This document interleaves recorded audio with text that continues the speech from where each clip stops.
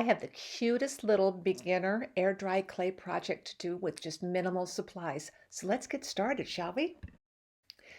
You'll need some air dry clay, of course. I'm using the DOS and I just need a little bit off the end of this block that I had on hand. Obviously, you know to keep it wrapped up really tight, airtight, so that it stays fresh for a very long time. Don't leave it sitting out, so wrap it right back up. You'll need a little bit of water. That blue bottle is a misting bottle. You can also use just your finger dipped in a little cup of water that you have handy. You're going to need something to cut with. I have an X-Acto knife there, and then also a tissue blade that is dedicated to clay. It just makes it much easier, but you could even use a disposable plastic knife that's got the serrated tip. I have the acrylic roller there, but you could also use a glass bottle that doesn't have a seam on it. As long as it's smooth glass, that'll work great. Warm up your clay and get it soft and manipulated by rolling it around in your hands for a little bit, and then you want to roll it out. I'm using a thick glass sheet that I got at a thrift store. I think it was part of a wall unit, a shelving unit at one time. And you could also try wax paper taped to some kind of a mat or a cutting board. You don't want to use food products or your kitchen products that you'll use with food with your clay. I also have an old CD there that I'm going to use as my pattern to cut around, and a piece of burlap that I'm going to use to texturize my clay. You can use anything in a round shape. Maybe stick to that size or a little bit bigger if you want. And you could also use lace or linen. If you want to add just a single spot of texture, you can also use a rubber stamp for that.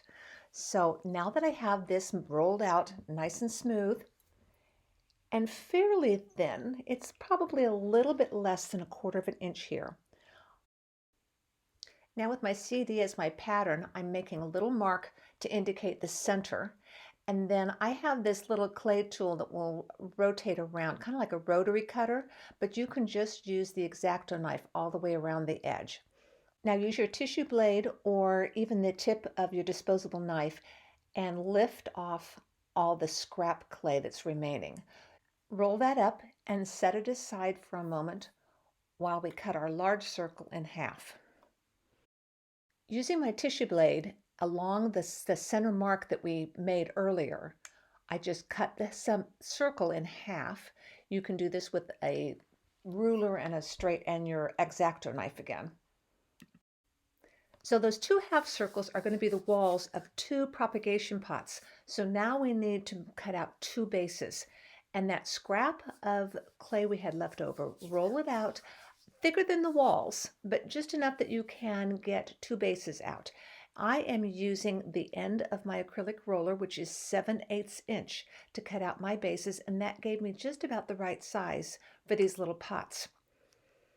You can also use a quarter if that's what you have handy, and then once you get that cut out, smush it down a little bit with something flat like a piece of tile or something, and that will grow it out a little bit larger, so you'll be closer to 1 inch, which is what we're really going for. If you want to add texture to your little pots, now is the time to do it. To add the burlap texture to the pots that I've shown, I wet my piece of burlap and laid it down on top of the clay and rolled over with my acrylic roller. Don't push really hard because you don't want to misshapen your clay pot, but just to get it so that the design shows to the level you want it to. Here I'm going to show you how you can use a rubber stamp to just put a little piece of design in one spot on your pot. So I start by lifting the clay pots off of the work surface by using my tissue blade.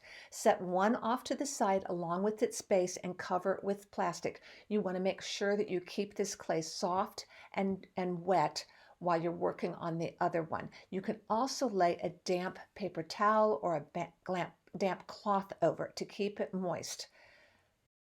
Now I took one of my little walls for the pot and I rolled it in my hands to just kind of simulate what it would look like. I wanted to test and make sure that the stamp I had selected would work with this size of the pot and the style of the pot. and I think it looks great. It'll be wonderful right there. So now I know which side of the pot, which edge to put it on, and I lay that back down on the table. I place the stamp the way I want it to and press it down gently. Now the way to get two pieces of clay to stick to each other is to score the edges where they will meet and then add some what they either refer to as slip or slurry, and those two names are really interchangeable, so don't get hung up on the terminology. So I score this. You can use an X-Acto like I am, or even a push pin, a corn cob holder, anything that can give you real sharp lines in an easy way along there, and then along the flat edge of your semicircle. Rather than making a clay slurry that we apply with a separate brush, we're going to just make it by dampening these edges. I'm using my spritzer. You can just rub a wet finger across there, and then rolling them together and applying just a little bit of pressure so that they stick to each other. Now this is where it all comes together. Stand the edge or the base of your pot on its side on the grooved section that you just made along the straight edge. Wrap one side up and then the other side over the top of that, and then pick it up and with a damp finger or your misting bottle, rub that seam gently, and it will help that seam just close right up. That same method is used to clean up the edge around the neck where you cut the semicircle. You'll want to clean that up with a damp finger, or any places that you might have some little cracks, or sometimes I catch a fingernail in the clay as I'm assembling it. You just wipe that mark off with a damp finger back and forth on it and cleans it up really well. If your neck of your pot still needs a little touch up after it is dry, a little 220 grit sandpaper will clean it up beautifully, and you can reshape it. I also like to splay the neck out a little bit, give it just a little bit of a frill sometimes, and this is the time to do it. Any texture that you want to add, if you want to add any holes, you need to do that before it dries. At this point, we have not done a hole in the base, which you're going to have to do if you're going to put succulents in it. So I did not want to do that before because your base needed to keep its shape. So now that it's done, you can reach down inside there with some kind of a thick straw or something of that nature, and from the top down, cut a hole in the base. And then in some of my pots, you'll notice that I did a little tassel, and some of them I did a little lacing. This is the time that I added those holes and then let the pot dry. And then after it dries, we can do any sanding cleanup and any kind of color treatment that you might want, as well as sealing it. Attaching the two pieces of clay together may take a little bit of practice, so don't get discouraged with that. If it's too wet, then your pieces will slip away from each other. If that's the case, just dab at it with a paper towel to absorb some of the moisture off. If it's too dry, they won't stick together very nicely. And in that case, just add a little bit of mist to one side or the other, probably not to both. This second little pot, I wanted to add a little tassel to it. So I left the texture completely smooth and just drilled two little holes in up at the neck. And my tassel is going to thread through that. Time for them to dry. Now I set mine on a wax paper on a baking cooling rack, and then after about 12 hours I lay them on their backs so that the bases can dry. You want your paint thinned with water, and then you also want to mist the little pot itself with some water so it's on a wet surface, and then swipe your paint on. I concentrated on where the impressions from the rubber stamp were so that most of my paint would collect there.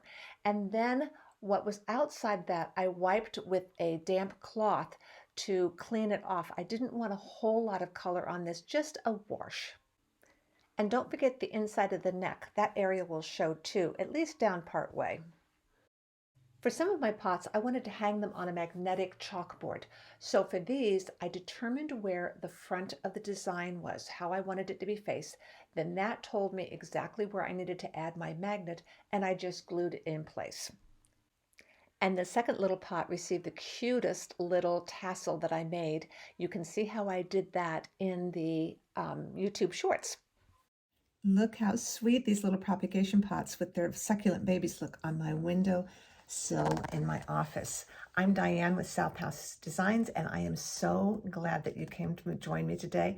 I hope you enjoyed this project, and I hope to see you back again real soon.